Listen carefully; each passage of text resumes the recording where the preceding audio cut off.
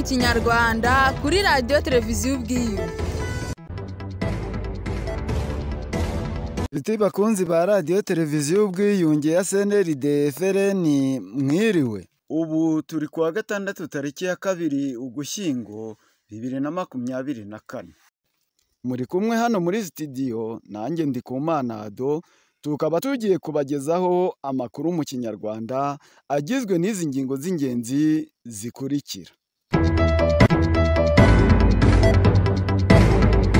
Umuryango wa Ndereyimana Ildefonsi utuye mu karere ka Rulindo, umurenge wa Kisaro, akagari ka Kamushenyi, uri kurara rwa Ntambi nyuma yo gusamburirwa inzu kandi ubuyobozi burebera.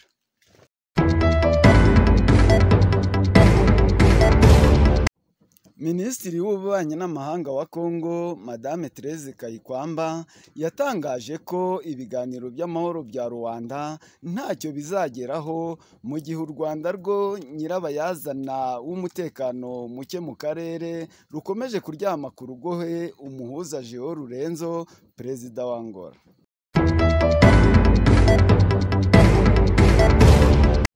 Mu karere ka Kayonza, umurenge wa Rwinkwavu, imiryango 66 yari ituye ahacukurwa amabuye y'agaciro ngo yaba yarubakiwe da.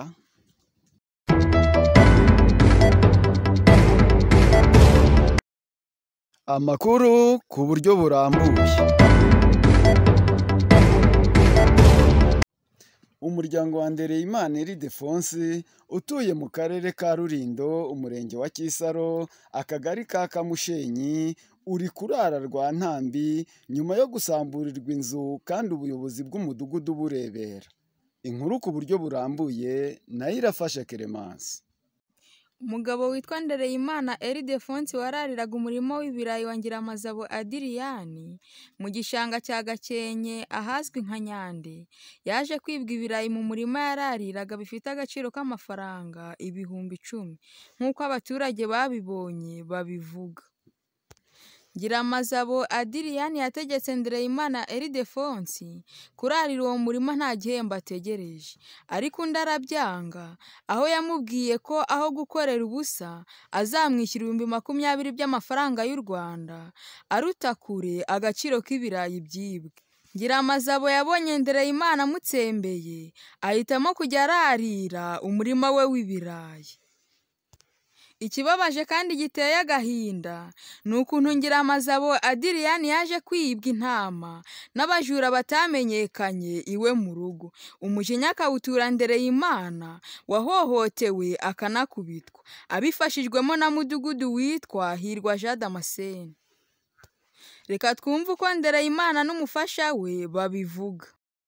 Ubwo rero barangije banca amafaranga, ndababwira ngo ntayo mfite mu migihe nzabishyura. Ubwo rero barangije Cayimana aravuga ati ntago kamanuka iwawe ntago mburayo amafaranga. Baza rero abwira abantu burira hejuru y'inzu, amabati barayabarira, nuko bishyura nyir'ibirayi. Byari nk'ibiro 10. Twaraye mu nzu idasakaye, turanashonje nta n'ikintu.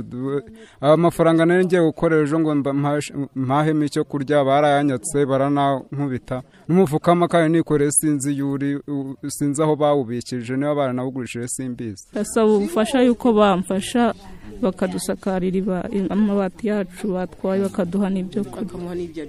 Ibyo yaryaga ntabwo byangiritse. Kuko yagiye gupagasa ngo mbone icyo njya ndaburara. Abaturage batandukanye basanga ari ihohoterwa Ndereyimana yagiriwe, aho bibaza ukuntu imigozi 10 y'ibirayi yariho amabati yose asakaye inzu, mu gihe agaciro k'ibirayi byava kuri iyo migozi bitarenze amafaranga 10,000 by'amafaranga y'u Rwanda. Nyirabuka wa Ndereyimana ati iyo batubwira icyo kibazo imiryango twari guterana tukariha kuko turacyariho. Reka tumwumve. Ariko ntago bakagombye kurira inzu ngo bayisambure ngo bangize ibintu biri mu nzu. Urabona uyu mubyeyi ntaheruka konsa umwana, urabona uyu mugabo ari gutaka ko agomba kujya kwivuza inkoni bamukubise. Nakarengane karengeje. Reba aba baturage bose bashungeye hano baje kureba ibi bintu. Oya nibicike, ahubwo nimushaka abo bayobozi badusobanurira hagati y'aba baturage impamvu. Niba umuntu yibye umujura ararihwa mu miyobo hari y'abantu ntago bigeze babasamburira bakagombye kutubwira nk'ababyeyi bakatwegeranya turacyariho uyu mwana wanjye w'umukobwa nakamuhaye umugabane n'uyu bakamuha umugabane tukareba ikintu barishye bakatugeza mu bwone bwabo tukabarihirira. Abaturage batandukanye bakomeza bavuga ko Nyiramazabo yirirwa asangira inzoga na mudugudu witwa Hirwa Jean Damascene na mutekano witwa Nsengiyumva Jean Baptiste, akaba ariyo mpamvu baboneranye Ndereyimana bakamusamburira inzu. Bakomeza bavuga ko abo bayobozi bose bagomba kuvaho kuko kuva icyo kibazo cyavuka nta n'umwe urahakandagiza ikirenge. Reka twumve ubuhamya bw'abaturage batandukanye. Yewe kuntu ari akarengane kwa gatandatu uwo muhungu bamuranduriye ibirayi nari mvuye kwahira njyamo na nyir'ubwite w'ibirayi tugezemo dusanga ni imigozi 10 baranduye. Noneho nyir'ubwite ku birayi akamubwira ati urama 20,000 nurangiza uzararirira ubuntu numara kurarira ubuntu nkuri ibirayi byanjye utaye. Undi ati ahubwo nagushakira ibyo 20,000 namara kubishaka ubundi kurarira sindarire.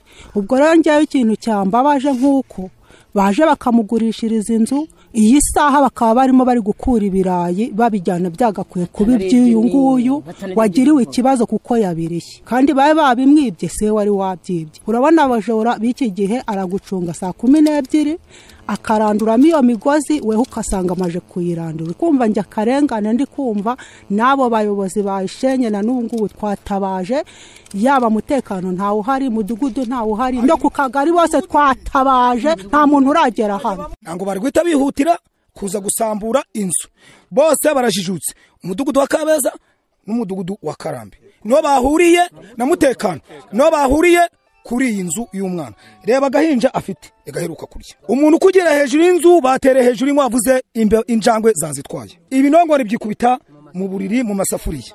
Ngiye ku bwanjye bitewe no kwa hari kibazo cyateye mu mudugudu we abantu bangana gutya kandi kibazo ari bagishoje ku bwanjye nuba nta kintu adufashe kandi abona ndakeka nta n'imirimo ikaka yakora gusa dufashe iki ahubwo yaduharugara tugashiraho undi ushoboye ko yadukemura ibibazo. Abantu bateye umudugudu urimo abantu bangana iki kibazo cyavutse ntashaka kuza kurara guhamagarwa ntazi urumva uwo muntu koko twamugiye kizera. Akwiye kuvaho rwose nta buyobozi bwe kumva yuko yakora ibi bintu agasenyera umuntu.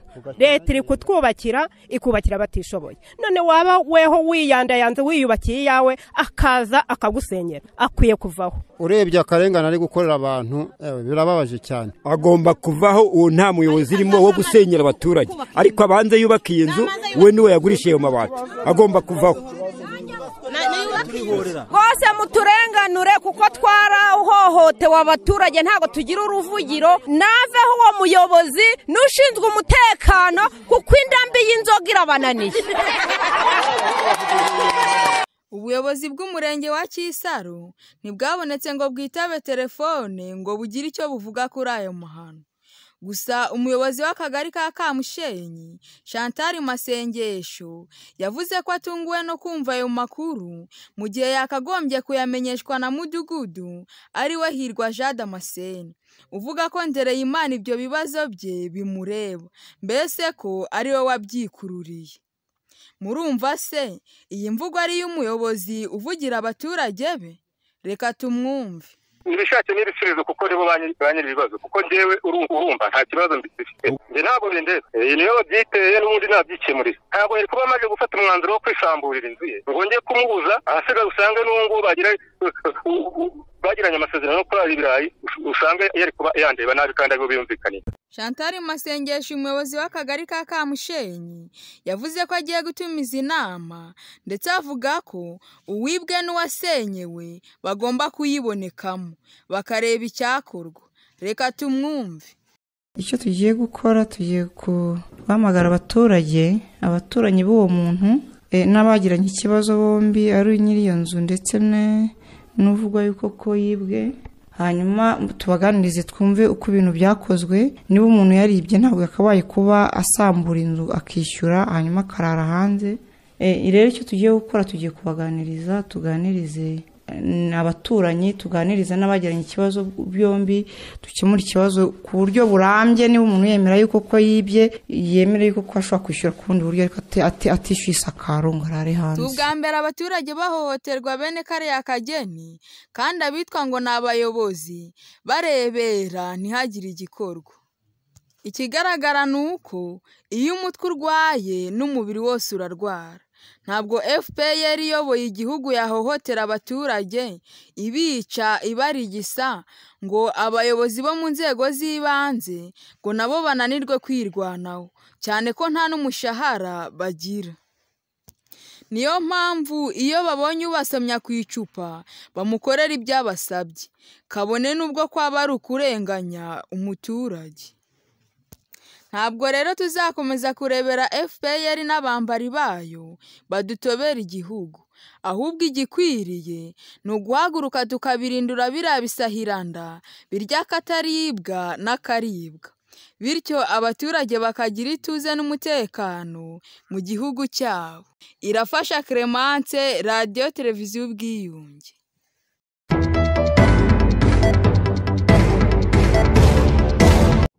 Minisitiri w'Ububanyi n'Amahanga wa Kongo Madame Therese Kayikwamba yatangaje ko ibiganiro by'amahoro bya Rwanda ntacyo bizageraho mu gihe u Rwanda rwo nyirabayazana w'umutekano muke mu karere rukomeje kuryama ku rugohe umuhuza Jean Rurenzo, perezida wa Angola. Mu gihe hari hateganije inama i Rwanda yagombaga guhuza ba minisitiri b'ububanyi n'amahanga wa Kongo n'u Rwanda tariki ya 26 Ukwakira 2024, M23 RDF bongeye kubura imirwano tariki ya 19 Ukwakira 2024 bashaka kwigarurira utundi duce. Tariki ya 20 Ukwakira 2024 bafashe umujyi muto wa Karembe, ariko bukeye kuwa mbere tariki ya 21 Ukwakira 2024 abazarendo bawubakuramo, ariko M23 RDF bakomeza gukubita agatoki ku kandi bavuga ko byanze bikunze bazahafata ndetse bakanafata n'ahandi. Baje kongera kwisubiza Karembe tariki ya 26 Ukwakira 2024 nyuma ya ramforo ikomeye u Rwanda rwari rumaze kohereza. Imirwano yabereye muri Grupoma Gisimba na Ikobo, ndetse tariki ya 27 Ukwakira 2024 bafata hitwa Ihura, Gatobo, Ruhoro na Minjenje ku birometero 20 n'umujyi wa Pinga, ahabarizwa amabuye y'agaciro yiganjemo zahabu. Izi ni ingabo za M23 RDF zari mu muhanda uva Karembe werekeza Ipinga. Madame Therese Kayikwamba, Minisitiri w'Ububanyi n'Amahanga wa Kongo, abinyujije kuri Radio BBC tariki ya 30 Ukwakira 2024 yavuze ko ibyo kugaruka k'umutekano mu burasirazuba bwa Kongo mu buryo bw'ibiganiro biri kure nk'ukwezi, kuko u Rwanda rubeshya ngo rusinyiye kubahiriza amasezerano yo guhagarika intambara, ariko rugaca ruhinganyuma hamwe na M23 yarwo bakigarurira utundi duce. Yakomeje avuga ko u Rwanda ari ikibazo atari mu karere gusa, ahubwo ni no ku isi yose, ukurikije akajagari rugenda ruteza hirya no hino mu karere. Twavuga gushyigikira M23 ku mugaragaro, ndetse rukaba rwaratangaje ko ari sisiteme y'ubwirinzi aho rwirindira mu gihugu cy'abandi. Reba gushyigikira Red Tabara ya General Niyombare irwanya ubutegetsi bw'u Burundi, aho ingabo z'u Rwanda RDF tariki ya 28 Ukwakira 2024 zinjiye ku butaka bw'u Burundi muri provinsi ya Cibitoki, aho rwari ruje kwihorera ku gitero gikomeye ingabo z'u Burundi zagabye kuri Red Tabara tariki ya 27 Ukwakira 2024 muri Grupoma Itombwe, zone ya Mwenga, hagapfa abarede Tabara batagira ingano n'ingabo z'u Rwanda zabanaga nayo zikahashirira. ni muri urwo rwego RDF yinjiye mu Cibitoki ingabo z'u Burundi zikayikubita inshuro igasubira mu Rwanda. U Rwanda rero rugenda rubeshya ngo rukurikiye FDLR muri Kongo, ariko ku bareba kure ntabwo FDLR ariyo yarujyanye, ahubwo rukurikiye y'ubukungu bwa Kongo, kuko hari iyipinga nta FDLR ihari, ahubwo bakurikiyeyo ibinombe bya zahabu biri muri ayo mashyamba. Murumva ko u Rwanda rudafatiwe ingamba zikakaye rwazakomeza gusuzugura no gutoba akarere kose nk'uko Madame Therese Kayikwamba yabivuze, kuko rwigize maître du terrain. Ni kenshi twagiye tuvuga amayeri ya FPR, aho twavuze ko imeze nk'umuntu ugusuhuza akwereka ko agukunze, nyamara yitwaje ubuhiri bwo kuguhonda mu mutwe. Kongo n'u Burundi nibadafata ingamba ngo barinde ubusugire bw'ibihugu byabo, Kagame bazashiduka yabaseseranye yageze no mu mbere, kandi kumukuramo bikazagorana. Gusa twizera ko atari ko bizahora, kuko ibimenyetso by'ibihe bigaragaza neza ko ingoma ya RDF iri mu marembera, ubwo igenda itsindwa muri diplomasi na politike, hanyuma ukabona ubutabera bubahagurukiye, kiringi mashini birirwa bogeza igiye guhinduka amagamaga. Intarumikwa za FRN zihanganye nayo mu ntara y'amajyepfo y'Iburengerazuba bw'u Rwanda, bo babizi neza, kuko bahora baduhamiririza ko inkotanyi zahindutse iz'amarembera. Ese nibakira urukiko rwa EAC baracika dosiye ya Charles Onana mu Bufaransa? Burya koko amaherezo y'amasoso ni uruhara, kandi burya nanone irya umuhini irimo yototera isuka. Ivogonyo bari bafite mu idosiye ya Rusesabagina igasozwa no guseba kwabo ku isi yose, kwagombye kubasigira isomo.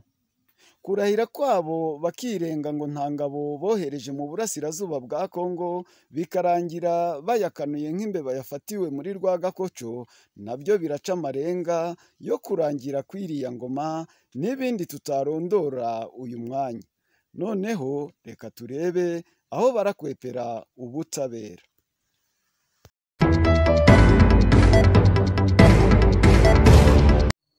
Mu karere ka Kayonza, umurenge wa Rwinkwavu, imiryango 66 yari ituye ahacukurwa amabuye y'agaciro ngo yaba yarubakiwe da.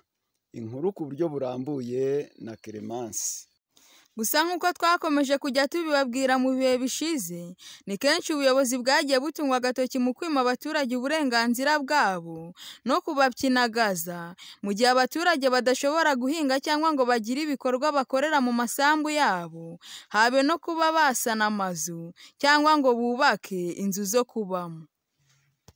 Ubu mu Rwanda ibikorwa byose wakorera mu isambu yawe ugomba kubihererwa uburenganzira na leta, ni ukuvuga guhinga imyaka runaka, gusarura ushyira mu bigega inzara ikakwica nk'utarahinze, gusarura ishyamba witereye n'ibindi. Ibi byose FPR bikorera muri ya ntumbero yayo yo gutindahaza umuturage, igambiriye kumugira igishushungwe kubwo kwiheba kubera ubuzima bubi iba yamushyizemo, bityo ngo ntazabashe kubyutsa umutwe ngo aharanire uburenganzira bwe, hanyuma akaringa ibe yiyimitse. Ariko ntabwo bazabigeraho, kuko abakunda Rwanda barahari kandi bararikanuye. Nubwo ikinyoma cyiyimitse mu Rwagasabo, ariko byange bikunda ukuri kuzashirwa kwivunya ikinyoma. Nubwo leta ivuga ngo yubakiye imiryango 66 y'abaturage, ni ukubahuma amaso kugira ngo amasambu yabo leta ibanze yabyaze umusaruro, nyamara ba nyirayo basigare bicwa n'inzara muri izo nzu nk'uko bamwe mu baturage babivuga. Utu dukorwa twose FPR igenda ikora ni ubuhenda abana, kandi abanyarwanda si byo bakeneye, ahubwo bakeneye gusubirana uburenganzira bwabo bahabwa n'igihugu cyabo. ariko turagira ngo twibutse abanyarwanda ko uburenganzira buraharanirwa kandi abakunda Rwanda bose bakwiye guhaguruka buri wese mu bushobozi bwe maze agatabara gakondo ye yigabijwe n'agatsiko kitwara bucancuro maze tukagira igihugu gihumeka ituze n'amahoro kandi kibanye neza n'abaturanyi. Irafasha Clemence, Radio Televiziyo Ubwiyunge.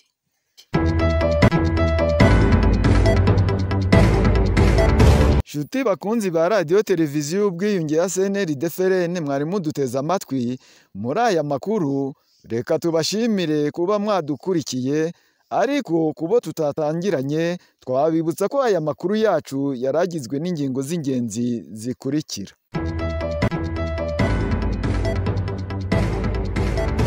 Umuryango wa Ndereyimana Ildefonsi utuye mu karere ka Rulindo, umurenge wa Kisaro, akagari ka Kamushenyi, uri kurara rwa Ntambi nyuma yo gusamburirwa inzu kandi ubuyobozi burebera.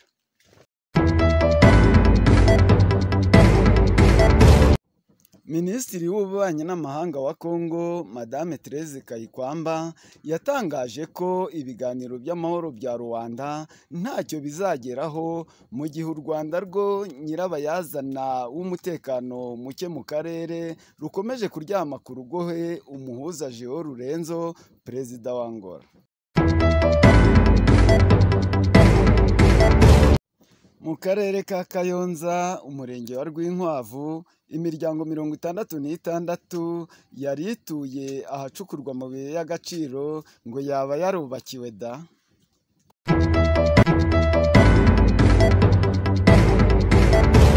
Reka rero n'ubundi tubashimire mwe mwese mwari muduteze yombi muri aya makuru tubategurira. Nge wayabagezagaho ni Ndikumana Ado. Reka nshimire abo twafatanije kugira ngo amajwi abagereho 5 kuri 5. Murakoze naho ubutaha.